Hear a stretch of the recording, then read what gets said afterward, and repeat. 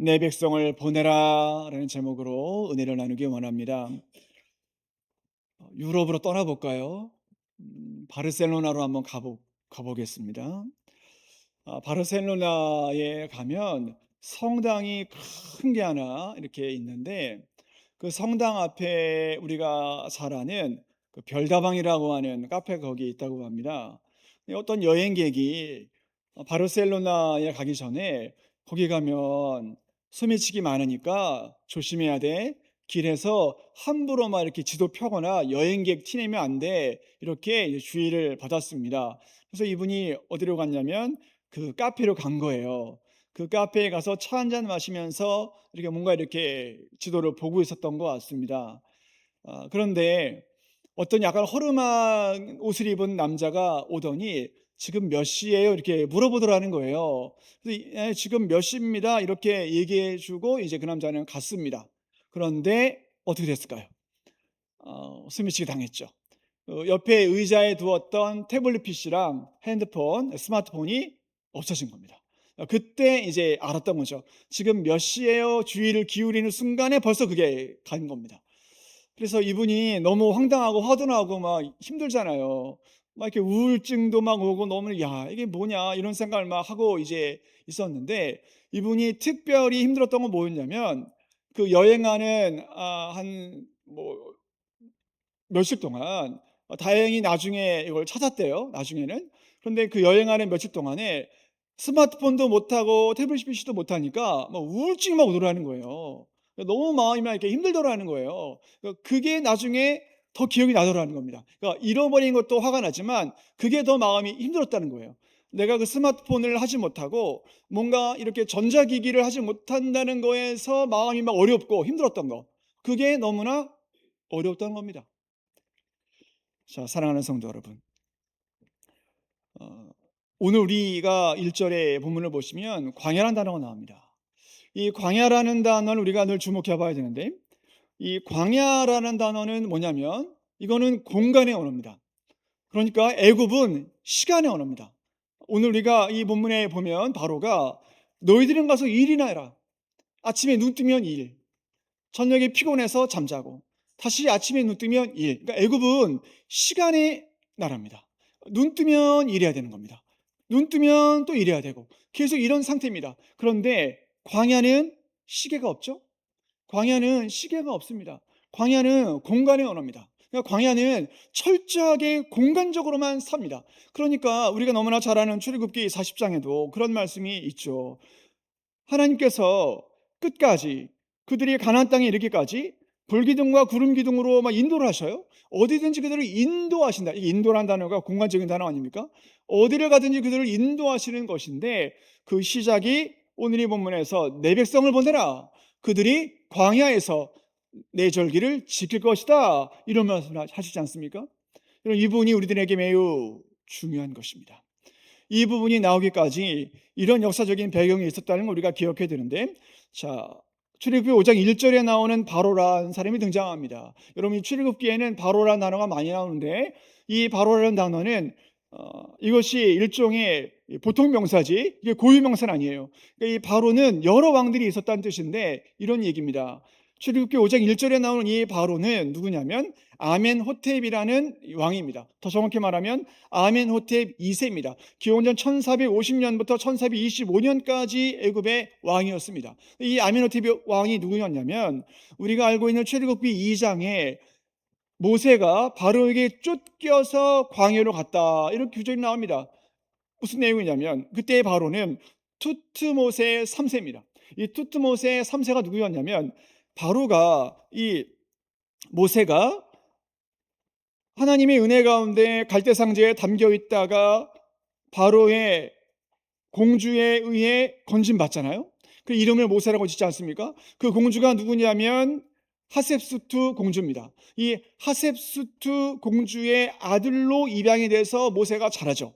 그때 모세와 함께 성장했던 사람이 투트모세 3세입니다. 이 투트모세 3세는 어릴 때부터 어떤 생각을 했냐면 저 모세가 나중에 크면 내 적대자가 될 거야. 저 모세는 나보다 뛰어난 사람이어 가지고 저 사람이 바로가 될 수 있을 거야. 그러니까 불안했던 겁니다. 그러던 차에 모세가 애굽 사람 한 명을 죽이죠. 왜 히브리 사람을 이렇게 학대해? 그러다가 죽이지 않습니까? 홧김에 그 일로 투트모세 3세가 너 잘됐다. 그리고 모세를 죽이려고 합니다. 그때 모세가 쫓겨나요. 그리고 광야로 가죠. 이 광야에서 40년간을 지내면서 장인 이드로의 양을 돌보고 또 시보라와 결혼한 겁니다. 그런 연후에 모세는 이미 인생이 이제 끝났겠구나. 나는 이제 나이가 80이 되었고 이제 나는 더 이상 할 게 없겠구나라고 생각을 했었고, 이제 애굽에 가면 투트모세 3세 아들이 있는데 그 사람이 바로 오늘 본문 5장 1절에 나오는 아멘호텝 2세가 된 겁니다. 이 아멘호텝 2세는 모세가 삼촌뻘이거든요. 어릴 때부터 알았던 사람입니다. 이 아멘호텝 2세 입장에서는 이제 우리 삼촌이 다시 안 오겠지 이런 생각을 하고 있었는데 갑자기 모세가 등장한 거예요. 모세가 등장해서 뭐라 그러냐면 이 아멘호텝 2세에게 여호와 하나님이 내 백성을 보내래. 광야로 가서 절기를 지키게 하신대. 그러니까 빨리 하나님의 백성을 보내래. 이렇게 얘기를 한 거예요. 그러니까 이 당시 아멘호텝 2세의 입장에서는 너무 불안했던 겁니다. 왜 불안했냐면 두 가지 때문에 불안했습니다. 첫 번째, 아니 우리 모세 삼촌은 너무 뛰어난 사람이거든요. 이 사람은 너무 뛰어나가지고 내가 범접할 수 없는 수준의 사람이었거든요. 이 사람이 또 온 거예요. 두 번째, 당시 애굽에서는 우리가 너무나 잘 알고 있는 창세기에 나오는 요셉이 있지 않습니까? 요셉을 알고 있었어요. 어떻게 알았냐면 애굽에 있는 곡식 그 저장법을 요셉이 만들었습니다. 우리가 알고 있는 대로 7년 기근이, 풍년 다음에 기근이지 않습니까? 7년 풍년에 있었던 그 모든 저장을, 곡식 저장을 요셉이 알려줬거든요. 그때까지도 여전히 요셉이 만들어준 이 곡식 저장법을 애굽 사람들이 쓰고 있었습니다. 두 번째, 또 이 당시에는 우리가 또 기억하는 대로 바로에게 이 애굽 사람들이 세금 5분의 1을 바쳤습니다. 그러니까 세금법도 요셉이 만든 거거든요. 곡물 저장법, 세금법, 이걸 요셉이 가르쳐 줬습니다. 그걸 애굽 사람들이 기억하고 있는 거예요. 그러니까 오늘 이 본문에서 이스라엘의 하나님 여호와, 또 심지어 히브리 사람의 하나님이 지금 말하지 않느냐라고 했던 거예요. 그러니까 역사를 소중하게 여기는 애굽 사람들 입장에서는 이제 큰일 났다. 이제 여호와 하나님이 역사하시는구나. 이제 하나님께서 마침내 히브리 사람들을 빼서 예배드리게 만드시는구나. 이렇게 생각이 듣던 겁니다. 그러니까 아멘호텝이 매우 신경질적으로 반응한 겁니다. 오늘 이 본문에 이렇게 말합니다. 가서 너희들의 일이나 해라. 너희들의 고역이나 해라. 너희들이 너무 게을러가지고 예배드린다고 그런다. 너희들이 너무 한가해가지고 예배드린다고 하니까 너희들이 가서 일이나 하는데, 자 그래 너희들이 한가하구나. 그럼 이제 너희들이 벽돌 굽던 일을 더 엄하게 한다. 이전에는 짚을 다 주었지만 이제는 짚을 주지 않고 너희들이 곡초 그릇더미를 사방에 가서 주워와라. 여러분, 이 당시에 벽돌 굽는 거는요 정말 어려웠던 일입니다. 이 벽돌을 굽는데 흙으로 이렇게 만들죠. 거기에 뭐를 넣냐면 짚을 넣어야 돼요. 그래야 이게 무너지지 않습니다. 이 짚을 넣은 다음에 이 벽가마에다가 이게 구워요. 이게 보통 힘든 게 아닙니다. 그런데 거기에 짚을 안 줍니다. 짚을 안 주면 이 짚을 어디서 구해요? 가서 구해봐야 되잖아요. 그래서 이게 어떤 일이 벌어지냐면 오늘 본문에 12절에 보면 곡초 그릇더미가 나옵니다. 이 곡초 그릇더미가 뭐냐면 이스라엘 백성들이 이걸 구하기가 어렵잖아요, 이 짚을. 그러니까 어떻게 이걸 구하냐면 소와 양에게 주는 사료가 있습니다. 그 사료를 대신했던 겁니다. 그러니까 이 어려움이 오죠. 소와 양에게 줘야 되는 이 곡물, 여물을 대신해서 이걸 했으니 얼마나 힘듭니까? 그런데 날짜는 똑같이 맞춰야 된다는 거예요. 이 기한은 너무나 힘들죠. 그래서 이 이스라엘 백성들이 많이 어려워하는데 이 부분을 주목해 봐야 됩니다. 자, 그러면 이스라엘 백성들이요 자신들에게 우리 큰일 났구나, 이제 우리 힘들어졌구나, 이렇게 생각을 하고 바로를 원망했을까요? 아니면 그 말씀을 증거한 모세와 아론을 원망했을까요? 20절 21절 보십시오. 이 구절을 제가 원문으로 읽어드립니다. 그들은 바로 앞에서 물러나오다가 자기들 기다리고 서 있는 모세와 아론을 보자 소리쳤다. 주님께서 당신들을 내려다보시고 벌을 내려주셨으면 좋겠다. 바로와 그의 신하들이 우리를 역겨워하게 된 것은 당신들 때문이다. 당신들 때문에 그가 칼을 빼어들고 우리를 치는 것이 아니냐, 이렇게 얘기합니다. 자, 여러분 보십시오. 맞죠? 이 사람들 말이 맞습니다. 우리가 인간적인 생각으로는 이렇게 했으면 어떨까요? 차라리 2장 1절에 5장 1절에 내 백성을 보내라 그들이 광야에서 내게 예배를 드릴 것이다 이렇게 하는 게 아니라 차라리 연봉협상 다시 하자. 이건 지금 말도 안 된다. 연봉협상을 다시 해라. 아니면 일주일에 한 번은 쉬게 해라. 이스라엘 백성들이 예배당을 만들어 가지고 일주일에 한 번은 예배 드리게 해라. 그러면 좋았을 걸. 그러면 바로가 그럼 받아들일 만한데 이렇게 했을 텐데 지금 오늘 이 본문에서 주님은 시간을 살아가는 애굽 사람들에게 공간의 언어를 말하고 있거든요. 그러니까 이걸 완전히 받아들이기 힘든 겁니다. 이것은 마치 육의 사람들에게 영의 말을 전하는 것과 같거든요. 그러니까 여러분 육의 사람들에게 그 육에 쪄들어 있는 영혼들에게 영의 말씀을 전하면 싫어하거든요. 영의 말씀을 증거하면 원치 않거든요. 그래서 이렇게 화를 내는 겁니다. 사랑하는 성도 여러분, 우리가 오늘 이 말씀을 꼭 기억해야 됩니다. 여러분 우리는 지금도 모세와 아론처럼 주님 앞에 부르심을 받은 사람들입니다. 그래서 바로에게 또 누군가에게 이스라엘 백성들에게 가서 내 백성을 보내라. 그들이 광야에서 절기를 지킬 것이다. 이렇게 말해줘야 되는 겁니다. 여러분 그런데 그게 어렵습니다. 그게 보통 어려운 게 아닌 거예요. 많은 이 성경학자들이요. 모세가 출애굽하는 이 모든 과정 속에 가장 설득하기 힘들었던 사람들이 과연 누구였을까? 바로였을까? 애굽 사람들이었을까? 아니요. 이스라엘 백성들이었습니다. 이스라엘 백성들을 설득하기가 제일 어려웠다는 겁니다. 왜 그랬을까요?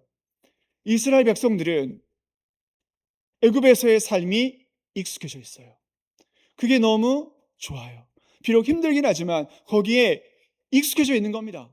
그렇기 때문에 이제 거기를 떠나라고 하는 이 모세의 하나님의 음성이 싫었던 거예요. 그래서 이스라엘 백성들이 광야 40년 내내 했던 말이 뭐였냐면 우리가 안 온다고 하지 않았냐? 우리가 하나님을 안 믿겠다고 하지 않았냐? 우리가 애굽에 있겠다고 하지 않았냐?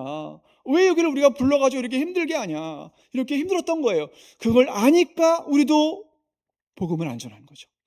그걸 아니까 예수님 믿으면 복 받을 줄 알았는데 웬걸? 예수님 믿었더니 주일날 섬기라 그러고 예수님을 믿었더니 주일날 오직 예수님만 믿으라 그러고 예수님을 믿었더니 복 받기는커녕 때로 몸이 아프고 힘든데도 그럼에도 예수님을 믿으라 그러고 예수님을 온전히 의지하라 그러고 우리를 원망하죠. 그게 싫은 겁니다. 사랑하는 성도 여러분, 우리는 오늘도 그 기점에 서 있는 것입니다. 내 백성을 보내라. 어디에서요? 애굽에서요. 광야로 보내라는 것입니다. 우리가 그 기로에 서 있는 것입니다. 여러분 우리는 2026년을 살아가고 또한 그 시대에도 마찬가지였습니다. 여러분 사람들은요 확실한 거 좋아합니다. 사람들은 눈에 보이는 거 확실한 거 좋아해요. 광야로 가는 거 싫어합니다. 왜 그럴까요? 불확실하거든요. 광야에 가서 어떤 일이 벌어질지 모릅니다. 그럼 어떻게 광야로 갑니까? 그런데 애굽은 확실해요. 힘들지만. 그래서 많은 그리스도인들이 무속신앙에 뺏기는 겁니다.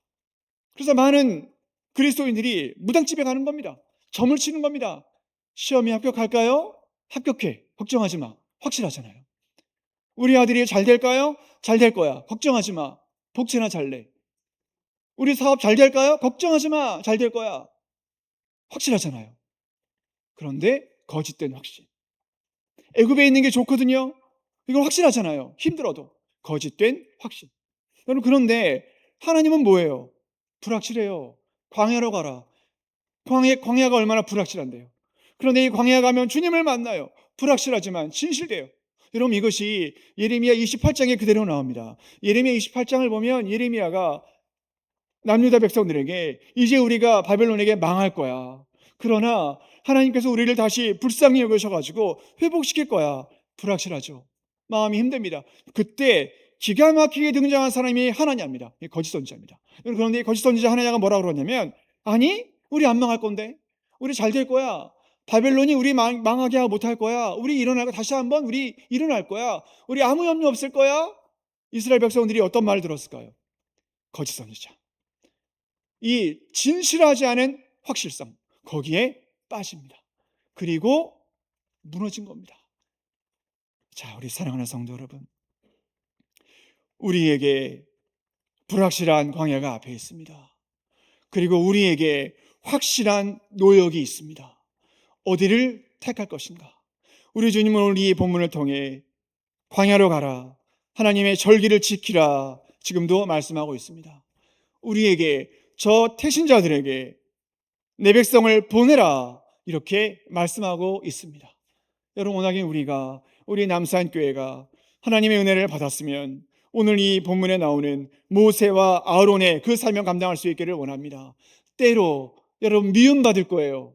저도 여러분들에게 확실하게 말할 수 있어요. 여러분이 그 영혼에게 가서 예수님 믿어라, 예수님 믿어야 구원받는다, 미움받으실 거예요. 분명히 여러분 미움받아요. 그 관계도 불편해질 거예요.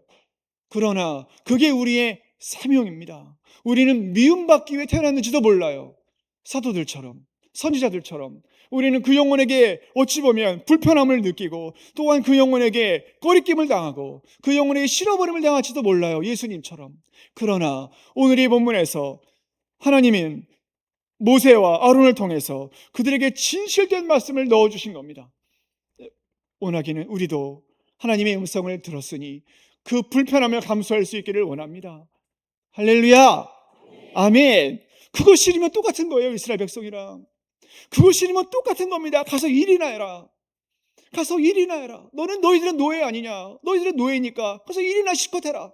그러다 죽어라. 그러나 주님 그렇게 원치 않잖아요. 내 백성을 보내라 그러잖아요. 내 백성을, 노예가 아니라 나의 백성이라 그러잖아요. 여러분, 원하기는 우리가 내 백성이라고 부르시는 그 하나님의 음성을 들었으면 좋겠어요. 그래서 일하다가 실컷 일하다가 죽고 끝나고, 그게 뭐예요? 인생이요.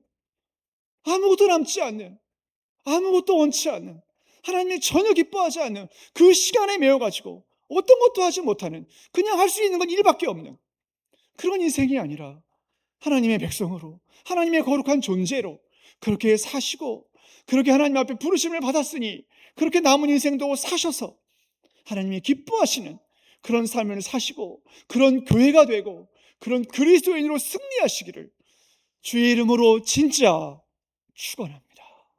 아멘.